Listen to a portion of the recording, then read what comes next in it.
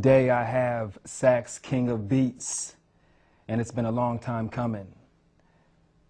A long time coming. I am proud to have him here today. His name, JAE SYNTH. Thanks for coming, bro. What's good, bro? How did it all start? How did it all start? How did the whole thing start? Because now you are a phenom. Yeah. So, yeah, let's get into that. Well, my parents met each other. Okay, they did their thing, and then I popped out. That's how it happened. That's how it all happened. Give me 15 years in advance. Oh, okay. I see. Didn't say that. Well, pretty much. Growing up, me and my brother Tofu was always in the music, and you know we'd always have tapes and stuff. We used to do radio in a room. We used to make little tapes like we were actually live on the air and doing stuff like that. So eventually, all that came out when we got older. Went to Sacramento High School. That's pretty much where I started my professionalist anything I got going on at the time. 'Cause I've always was in the studios and stuff, but that's when it really just got real for me. At Sacramento High School. We were in the APAC program, Visual and Performing Arts Center, that's what we called it. And we took computer music. That's when we learned to make music on computers and keyboards and whatnot. How old were you? I was like 93, I was 13. Yeah, I was like 13. Freshman year.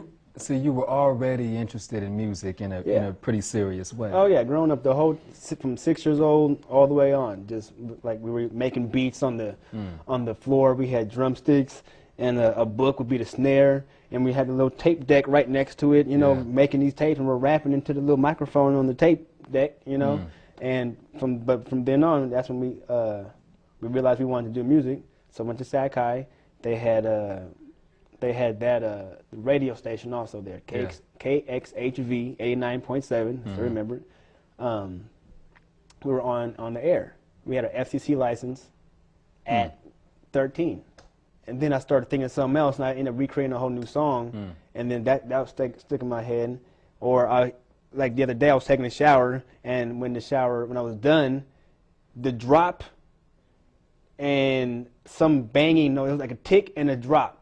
Tick and a drop, and then it started tick, drop, drop. It was like, it was tight, and I did that. This is the true artist right here. Hey, what can I say? Hey, I was just saying though, but it was just tick, drop from everywhere, you know? So it's a whole nother avenue. You guys have an all-star cast too. People always focus on doing shows at clubs and stuff. Like, I need to do shows, People need to worry about things like this show.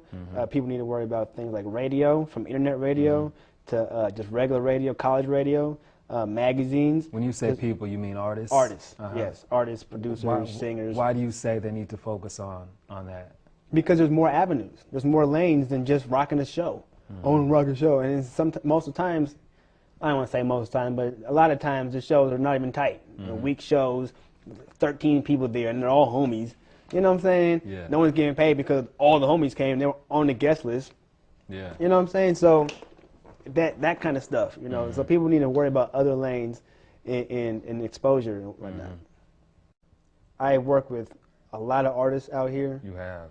And a lot of people say there's no unity, that all the artists need to unite and collaborate and be cool with each other. I mean, to be honest, I think that's already happening for me because I'm cool with all the artists. Right. You know, from a Blood to a Crip, you know, from any hood. I dealt with all the hoods out here. You have a song, is it 916 Alliance? Yeah, it's the new 916 Alliance. The song's called Peace Treaty. How many are on there? There's 30 artists on there. There's your proof. Yeah.